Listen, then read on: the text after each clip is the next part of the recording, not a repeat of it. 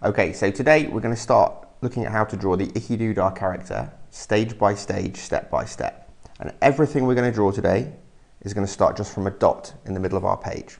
So the first thing I need to do with my finger as a practice pencil, because we're not going to use erasers today, so I'm going to find the middle of my page. Then I'm going to put a little dot there with my pen. That little dot's going to keep things central. It's going to keep things organised. The first thing I'm going to draw, I'm going to start by putting an eyebrow on each side of the dot. Okay?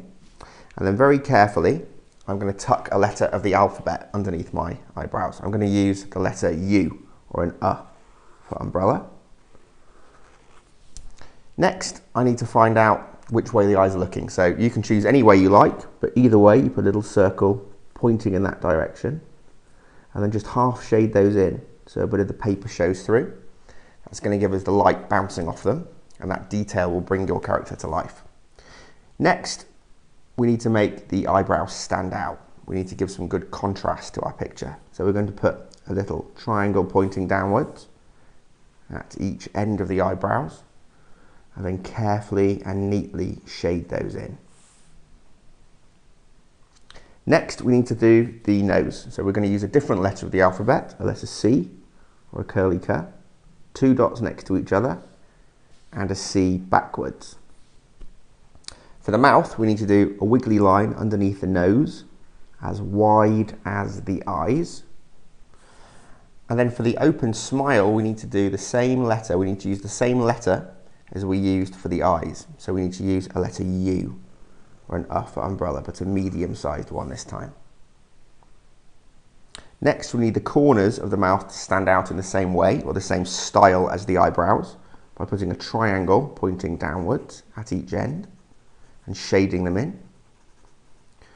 Then we can add a bit more movement or animation by putting a C and a C backwards around the corners of the mouth. For the detail inside the mouth, we need to do some little triangles pointing downwards for the teeth and some pointing upwards. And then we can also put a spider in his mouth because he likes to eat spiders. Just a little circle with a face and then 8 legs. Okay. We can also put some little marks like he's moving around. For the next step, we need to finish the eyes by putting some little eyelashes next to the eyes. So see if you can hold your pencil or pen really carefully to put those going around the eyes. Okay. Next, it's time for my favourite part of the drawing his body. I want you to imagine his face is like a clock, and we're going to put the quarter marks, a mark for 12 o'clock, where his forehead is, a mark for 6 o'clock, where his chin is, and a mark for 3 o'clock and 9 o'clock on each side of his eyes. And those marks are going to keep everything organised and tidy. Then in between those marks, I'm going to put some little lines, almost like minute marks of the clock. Okay, we don't have to count these, just put lots of lines. Okay, and carefully go around doing that. I'm going to go around 2 or 3 times, sometimes pressing hard, sometimes pressing lightly, so I get a really interesting effect. Okay, to make him look fluffy. And you can do this as wildly as you like. You can't do this wrong today, as long as we follow the rules, but use our imagination too. Everyone's work will look different, but we'll be able to see it's the Icky Doo Dah character. When I've done that 2 or 3 times, I'm going to use another letter of the alphabet, a letter S or a S, and that's going to make him look really fluffy. I'm going to put that on top of the lines that are already there.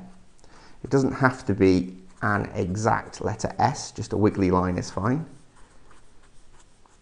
And you can do that a couple of times. It starts to look a bit like a dandelion now. Okay. When I've done that, I'm going to do the fur inside the face. Now remember that dot that we started with at the very beginning? We're not even going to use the eraser to get rid of it. We're going to use it for something else. We're going to put a little line going up through it, turning it into a piece of fur.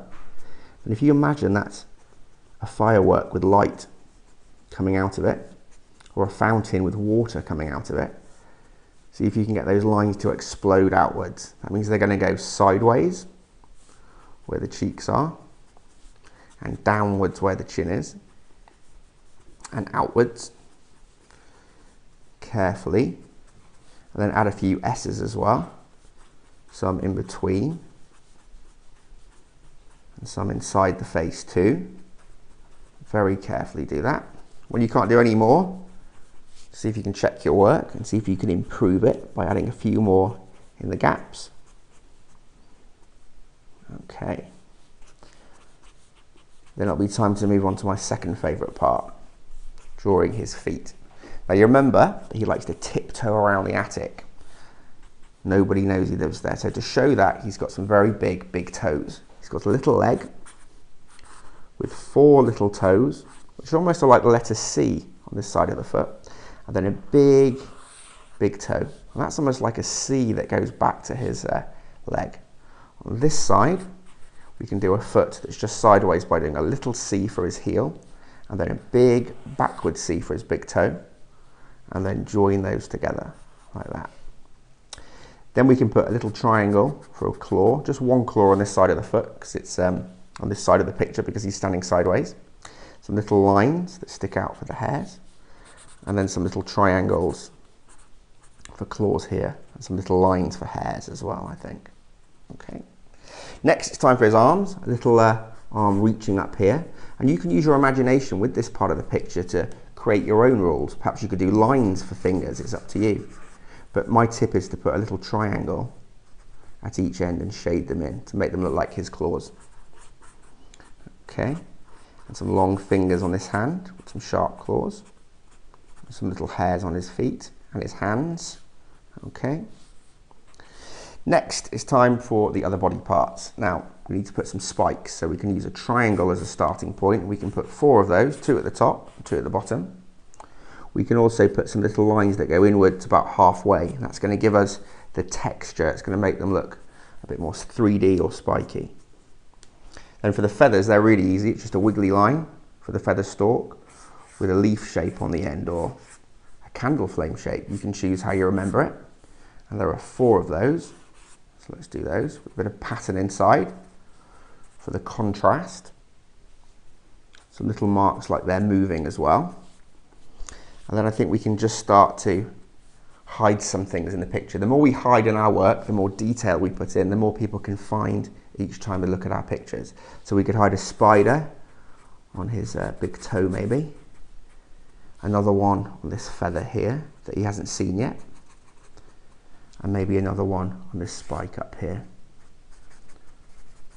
Okay, so we've got 3 little spiders hiding in our picture. And then just to finish with, we could put a background line in. So this will bring everything forward. So with our finger, we could practice drawing in a line that goes across the page and stop every time you get to something and go behind it. Then when we're sure we're ready, go across with our line, stop every time we get to something and across the page. And then just to finish with, we could write his name, Icky Doo Dah.